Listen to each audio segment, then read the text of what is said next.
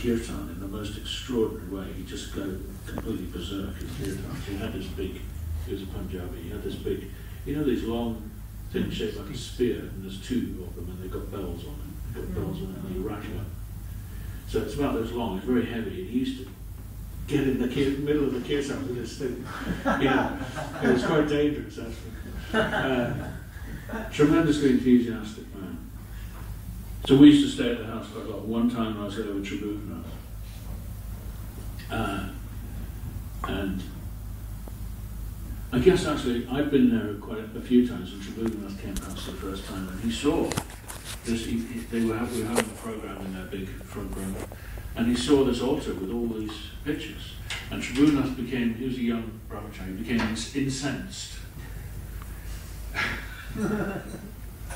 And he began to lecture them about, you know, worship of the demigods is Maya, you should not have these pictures. And he forced them to, and they were all overawed, actually, by his sheer exuberance and, you know, his adamant personality.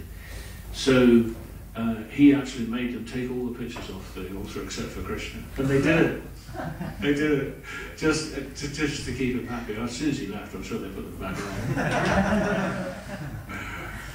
But we have to take this verse, which Krishna has given here, in context. And it's actually, you know, if you look at the context of this verse, what Krishna is saying is something very profound about demigod worship, and really it broadens it out, and we can see how this could relate not just to the classic demigod worship that goes on in Hindu temples, but it could relate to all kinds of manifestations of faith. So first of all, before this verse in the chapter 7, the 19th chapter of chapter 7, sorry, 19th verse, is a famous verse where Krishna says, Bahunam Jamanante, after many, many births, Jnanavan Mam Prapajante, a wise person surrenders to me. Vasudeva Sarvamiti Samahatma.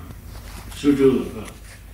A wise person comes to know that Vasudeva, Krishna, Sarvamiti, is everything.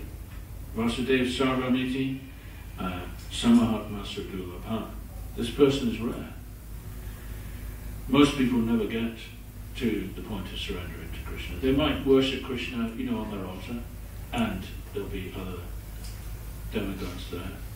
Or they might, you know, if they're not a Hindu, they might have a picture of Krishna in their flat and, you know, burn incense occasionally there in between other things that go on, because Krishna's cool. So whatever, you know, there are many people who might offer some worship to Krishna, but the one who surrenders to Krishna after many lifetimes knowing Krishna, Vasudeva Sarvamiti, that is a rare soul. Okay, so Krishna says that. Then he says this verse, Kamais Taister Hritagyana, those whose good sense is carried away by kama, by material desires, actually, is the general translation of that word. It's not just lust, but material desire. Prapajante, they surrender, nyadevata, to other gods. Tam tam niyamam astaya prakritya niyatasvaya. According to their nature, they follow the various rules, the various ways of worship of these different demigods, according to their own natures. And then in the next verse, yo yam yam tanum bhakta shraddha yarchitam ichati. Shraddha is faith. That's a very important word in spiritual life. Elsewhere in the Bhagavad Gita, Krishna says everyone has faith. In fact, he goes beyond that. He says faith is what makes the person. My particular faith is what makes me, you know, different from you, because we all have a different kind of faith. So Krishna says here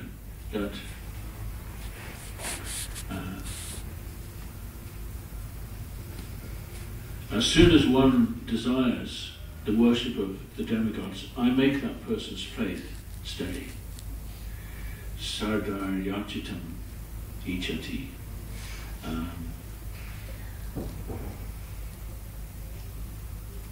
Tasya tasya chalam shradham tam eva vidhyamyaham, so that that person can, Prabhupada translates, so that he can devote himself to some particular deity. And then Krishna goes on to explain a bit more.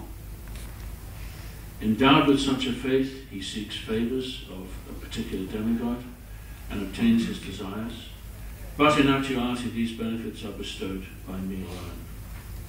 And when he's translating the previous verse, Prabhupada has inserted at the top of his translation, I am in everyone's heart as the super soul. Actually, that's not in the verse. But Prabhupada has put it there to clarify that Krishna, because he's in my heart as the super soul, he understands my particular desires, my particular nature, and so he strengthens my faith in order to help me to, get my desires. But actually, although, even if my faith is in some other type of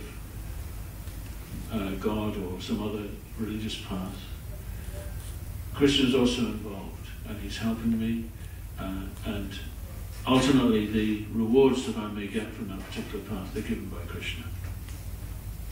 So here we have Manigriva and Nalakuvara, and they're breaking all the rules and regs, but not the Shiva rule. Shiva is different. You can do all kinds of things and still be a devotee of Shiva.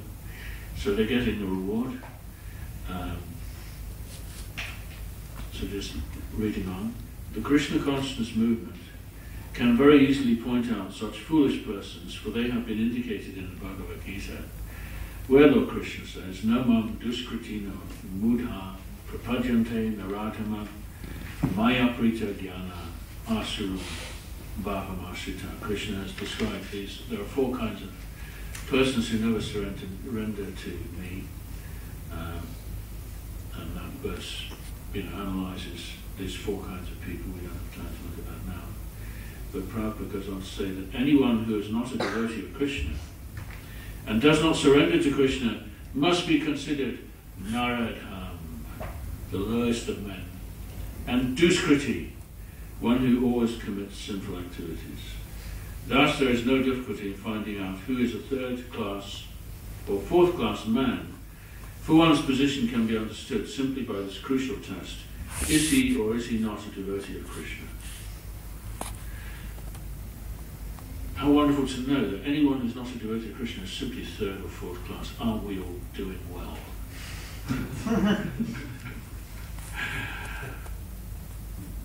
We have to be careful of that.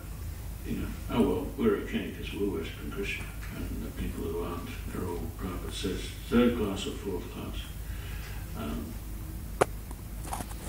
But of course it's never that black and white. There's always some tinge. That verse we recite about the Srimad Bhagavatam, Narayanam Namaskritya. Do you still chant that before the Bhagavatam sometimes?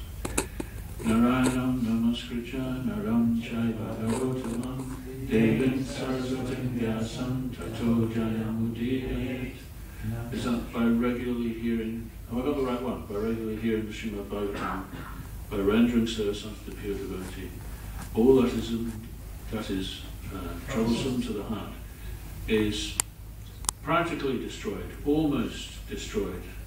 It doesn't say completely destroyed. Which is, there must be a Sanskrit word that means that in that verse. Any scholars know what is that word? It's not complete. No, it's not complete. It says practically destroyed. Meaning practically all. I think it's referred to the state of being fixed, or being fixed in devotional service, but there's still some more purification to come. This one is relatively fixed.